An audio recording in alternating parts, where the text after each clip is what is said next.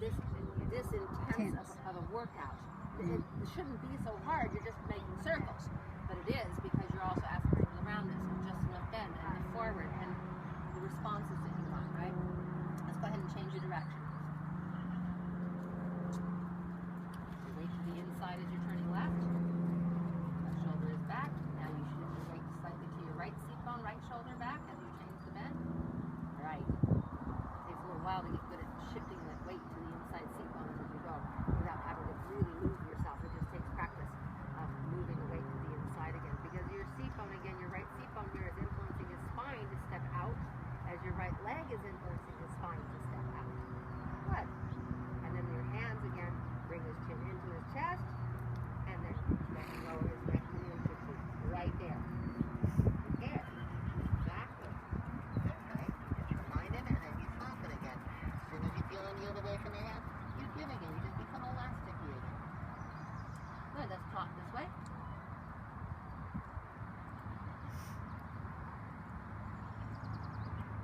So go ahead and trot again. That's right. All right. Oh, Nice with the forward, nice with the frame. This is perfect bend. Okay? This is a nice bend on the circle you've got going here. So the other side was a little too bent, wasn't it? So this is much better bend. Now he's lost a little bit of the bend. You can have a little bit more. There you go. That's by bringing that right hand again to the front of the saddle and think about pushing his shoulder over to that left rein. So again, inside leg, move his haunches over, inside rein, move his shoulder to connect to that left rein. So his neck should be bent against that rein. There you go. Right there. Inside shoulder stays back. Right. Nice on the back again. That neck an inch. Right. Hold the neck an inch again. That's it. So you know now it's by working the hot head a little bit and then softening it a little bit. Right. To keep that soft feeling in his throat. So you feel when you feel it when he starts pulling against your hand, it's when he locks the base of his neck, and that feels like the throat is pulling against the bit. So it's not the bit, it's the throat of the horse and the base of the neck of the horse. Straight ahead down the long side. Keeping a slight right bend all the way down the long side.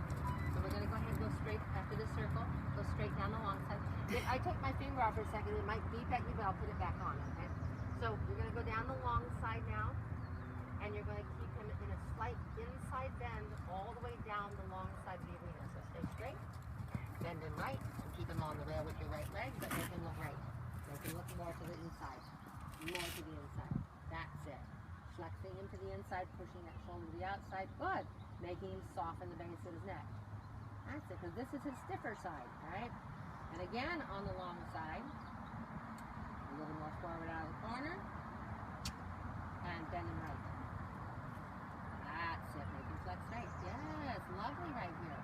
Really good. That's your trot for a dressage test, by the way. That's a great trot. Like you see it on video. Lovely. Icarus. By flexing him to the inside, down the long side this direction, it's making him yield to the base of the neck and give into your hands a little bit more, right? Okay. And a walk transition. Don't lose the bend. So still riding the bend, inside leg still, right rein squeezing, lowering his neck, right. So you can see how you have to ride 58s at the same time. You can't just do, since you're on a circle on a bend, you can't do the walk transition and stop bending and stop asking for the frame and stop asking for the softening and stuff. You have to keep asking for all of that while your body says come back, right? And as your body says come back, you did a really great transition because you also kept him forward in it, okay? So a lot of people hit the brakes. Dressage judges are looking for all the downward transitions being very forward. So forward feel and everything.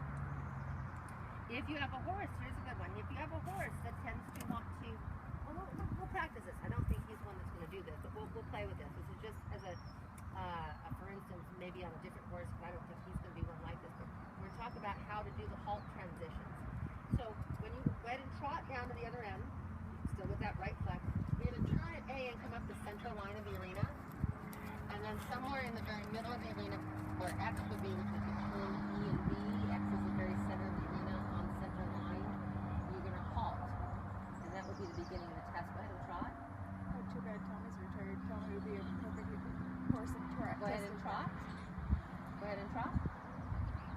the center of the arena. Keep that inside flex a little bit here. Keep him looking right and turn. Straight up the center of the arena. Still asking him to keep his chin in. Still asking him to stretch his neck down. Straighten him to the left rein a little bit. There we go. And walk transition. And then halt. Body, neck down, lower the head. Good. Now, that would be your halt in the dressage test. Now, a lot of horses don't want to stand still. I knew he'd be one that would stand still. They wiggle their butts around, right? Yeah, and they're like, oh, they don't want to stand still. You can't make them stand still. You have to keep them thinking forward. So if he were doing that, if he were dancing around at home, you can't use this in the test. You just have to see it and go on. Walk forward 2 or 3 more steps now. So walk forward 2 or 3 steps and halt. Say, pretend he's swinging his butt around again. Walk forward 2 or 3 steps and halt. And you would repeat that until the horse learned to stand still, thinking forward rather than swinging around here. So I just had to throw that in there because a lot of people have trouble with halts. I can tell you to be one that would stand still pretty good. But, you know, if you have a problem with a horse halting, everybody wants to try to make them stand still. And the horse just gets more anxious, and they're not thinking forward. They have to be thinking forward. I brought this up because of the forward thinking in your downward transitions as well, which you did a great trot walk transition where you kept him thinking forward through it, and that's important. Go ahead and trot again, and you can track left. Go ahead and track left when you get to C. You get to C, return left. Go back to your trot. You can go back to your trot. That's it, and nice and forward. Now remembering this direction, you have to ride a little bit more with your right rein in your left leg because he wants to overbend himself a little bit to the left, and we don't want too much bend back, just enough bend. So you have to kind of work that right rein for the roundness a little bit more here, that outside rein. You primarily hold on your right rein either direction, so you've got to really kind of keep squeezing off that outside rein. Inside rein soften, outside rein squeezing. There you go. So it's not about the inside rein this direction, because this direction is already soft on the inside.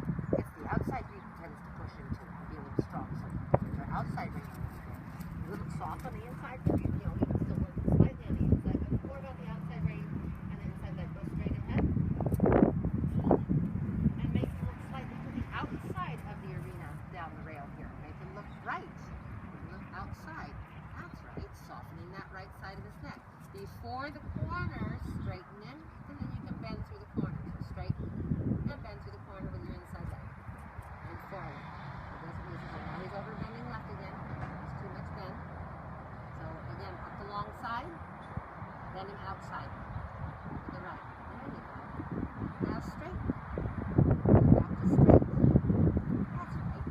So it's about that outside rein, not the inside rein. Soften that inside rein. Good. When you go through the corner, there's more your inside leg. Not a whole lot of inside rein. Otherwise, you overbend yourself to the inside. On the circle again here. Back on the circle. Back on the circle. No? Can you hear me? Okay, there. And pick up your canter transition.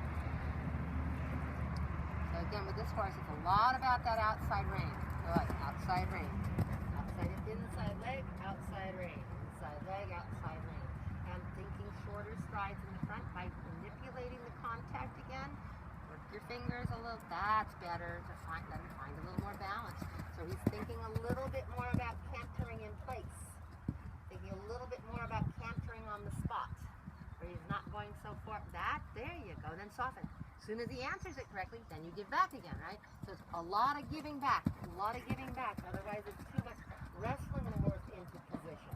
It's not about wrestling. It's about showing him where you want them to be and then leaving them alone for a stride or two and then repeating it again if they lose it. And so you bring him back again with your outside rein, inside leg pushes, outside rein closes a little stronger.